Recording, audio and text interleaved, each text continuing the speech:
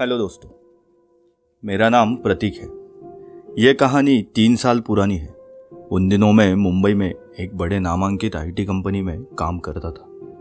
हम सारे लोग काम करके बहुत बोर हो चुके थे, इसलिए हम सब ने एक वीकेंड ट्रिप का प्लान बनाया। कुछ लोगों ने शिमला को चुना तो कुछ लोगों ने गोवा। दिन के अंत तक गोवा शिमला करते हुए फाइनली गोवा तय हो गया। 1 महीने बाद सब लोग गोवा के लिए रेडी हो गए। सबने रोड ट्रिप का प्लान बनाया। अब ट्रिप का दिन आ गया था। हम सब ने एक एक्सयूवी कार बुक की थी। कार और ड्राइवर अपने तय समय पर आ चुके थे। हमारे ग्रुप में एक अंजलि नाम की लड़की थी। उसे हमेशा की तरह लेट होने की आदत थी। हम उसका बहुत वेट कर रहे थे।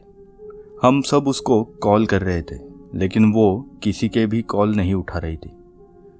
मैं तो बहुत गुस्से में आ गया था।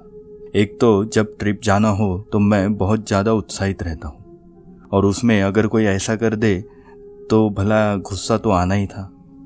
आधा घंटा लेट हो गई थी वो। सबका गुस्सा उस पर टूट पड़ा। थोड़ी देर बाद हम 6 लोग और सुनील काका यानी हमारे ड्राइवर काका, हम सब गोवा के लिए निकल पड़े। बहुत मस्ती मजाक ये सब चल रहा था। हम गाने बजा रहे थे। पहले हमें ड्राइवर काका उम्र में बड़े होने के कारण असुविधाजनक लग रहा था, लेकिन बाद में हम अपनी मस्ती में इतने गुम हो गए कि उन्हें भूल ही गए, और सुधीर काका भी एंजॉय करने लगे। ऐसा करते करते हम गोवा पहुंच गए। अब सारे थके हुए थे। हमने पहला दिन आराम करने का सोचा। दिन के अंत तक हम सब सो गए। दूसरे दिन अंजलि ने गोवा में स्थित मंगेशी मंदिर जाने की जिद की। वैसे अंजलि को सभी बहन जी बुलाते थे, क्योंकि वो पूजा पाठ भगवान को ज़्यादा ही मानती थी। गोवा में भी उसे पहले मंदिर ही जाना था। हम सब ने उसको बहुत मजाक उड़ाया, लेकिन वो फिर भी न मानी। हम सब एक शर्त पर मंगेशी मंदिर जाने के लिए तैयार हो गए। वो शर्त थी कि मंगेशी टेम्पल के बाद पूरी ट्रिप में हम कौन सा भी मंदिर नहीं करेंगे। ट्रिप के पहले दिन हमने ओल्ड गोवा देखा। वहाँ पे अंजलि ने देवी का अंगारा ले लिया था।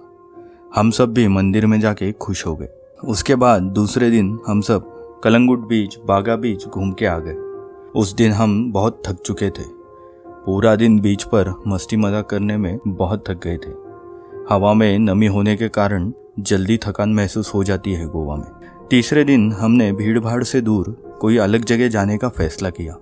हम सब अंजुना बीच के बारे में जानते थे, तो हमने अंजुना बीच के लिए कार रवाना कर। वो बीच थोड़ा सिटी से दूर था और आने जाने के रास्ते पर जंगल जैसा एरिया था। हम सब जाते वक्त तो मज़े में थे। वहाँ पे पूरा दिन हम सब ने बहुत एंजॉय किया। शाम हो चुकी थी। हम सब बीच पर ही मज़े कर रहे थे और वहीं पे खाना खाने का सोचा था। थोड़ा अंधेरा हो चुका था। दिन के पक्षियों की आवाज़ों की जगह अब काले सन्नाटे वाले रात ने ले ली थी। काली रात, समुंदर की लहरों की आवाज़। तभी हमने कार की तरफ देखा तो सुनील काका अंधेरे में जंगल की तरफ देखकर किसी से बातें कर रहे थे। ऐसा उन्हें करते देख हम थोड़ा डर गए और सोच में पड़ गए कि आखिर सुनील काका किससे बात कर रहे। हम जल्दी से कार की तरफ आए। वहाँ पे हमें एक अजीबोगरीब चीज़ पता चली। वहाँ पे एक लड़की खड़ी थी और वो सुनील काका को बोल रही थी कि मुझे मेरे घर तक छोड़ दो। वो मदद के लिए बहुत गुजारिश कर रही थी। काका और हम सब ने उसे लिफ्ट देने की सोची और उसे पीछे वाली सीट पर बैठने के लिए जगह दी। अभी हम अंजुना बीच से हमारे रिसोर्ट की तरफ निकल पड़े। जाते हुए पूरा जंगल का रास्ता था। रात बहुत हो चुकी थी। लगभग 10 बज चुके थे। पीछे की सीट पर आयशा के पास वो लड़की बैठी थी। आयशा ने शक के दायरे से उसे पूछा, इतनी रात गए तुम यहाँ जंगल में क्या कर रही हो, वो भी अकेले? लड़की बोली, आज मेरे घर में मेरा और पापा का झगड़ा हुआ था। वो मुझे बहुत चिल्लाए, इसलिए मैं गुस्से से घर छोड़कर चली आई। लेकिन अब मुझे वापस जाना है पापा के पास। ये सुन के हमें थोड़ा डर भी लगा, क्योंकि कहीं यह हमें फंसा के लूट तो नहीं लेगी। जैसे हम न्यूज़ में देखते हैं वैसे कुछ। गाड़ी चल रही थी, सभी अपनी अपनी सोच में थे। उसकी वजह से कार में पूरी शांति थी। आगे रास्ता देख रहे थे। जंगल में रास्ते को काटते हुए गाड़ी भगाई जा रही थी। पेड़ पीछे जाते हुए दिख रहे थे। बीच बीच में कोई जंगली जानवर भी दिख रहे थे। यह सारा नज़ारा बहुत डरावना लग रहा था। थोड़ी दूर जाने के बाद हमने देखा कि एक लड़की हाथ दिखाकर लिफ्ट मांग रही है। वो लड़की मानो जैसे हमें गाड़ी रोकने के लिए कह रही थी। पास जाते ही लड़की के ऊपर हेडलाइट की रोशनी पड़ी और हम सब डर के मारे कांपने लगे। आयशा तो वो नज़ारा देख बेहोश हो चुकी थी। वो लिफ्ट मांगने वाली लड़की और कोई नहीं बल्कि वही थी जिसे हमने कुछ देर पहले लिफ्ट दी थी। सब लोग सकपका गए। मेरी तो जान ही अटक गई।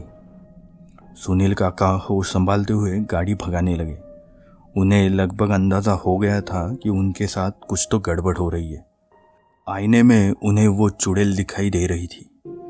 अब वो लड़की सीधी सादी नहीं बल्कि उसके बाल बिखरे हुए दिख रहे थे, मुंह पर लाल रंग, और अजीब अजीब वो आवाज़ें निकालने लगी। अब हमारी तो बस जान जाना ही बाकी था। सुनील काका गाड़ी भगाते हुए जा रहे थे। रास्ते में एक मंदिर दिखा तो उन्होंने सोचा कि गाड़ी मंदिर के पास ले जाते हैं। अगर कोई बुरी शक्तियाँ होंगी तो वो नष्ट हो जाएंगी। उन्होंने जल्दी से मंदिर के पास गाड़ी लगाई और सबको हनुमान चालीसा पढ़ने के लिए कहा।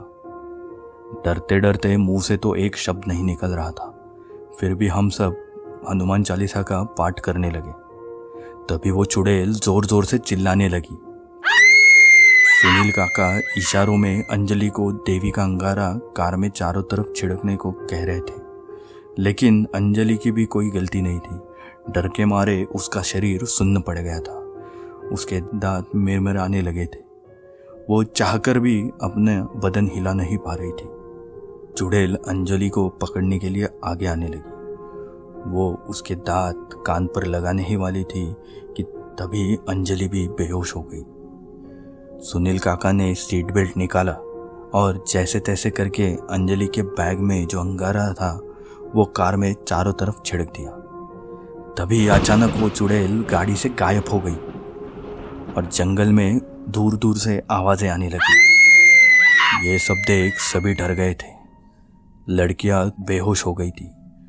मैं भी बेहोश होते होते बच गया था, जैसे मानो मैंने बहुत कुछ देख लिया हो। जल्दी से वो रात हमने मंदिर में ही गुजारी और जैसे ही सुबह हुई तो गोवा का पूरा अगला प्लानिंग कैंसिल करके हम सब अपने अपने शहर आ गए। तब से आज तक हम गोवा का नाम भी सुनते हैं तो पूरा शरीर कपकपा जाता है। अंजलि को जो हम पहले चिढ़ाते थे, आज हम सब मिलके देवी का आशीर्वाद लेते हैं और भगवान को मानने लगे। दोस्तों, आपको ये कहानी कैसी लगी हमें कमेंट में ज़रूर बताएं।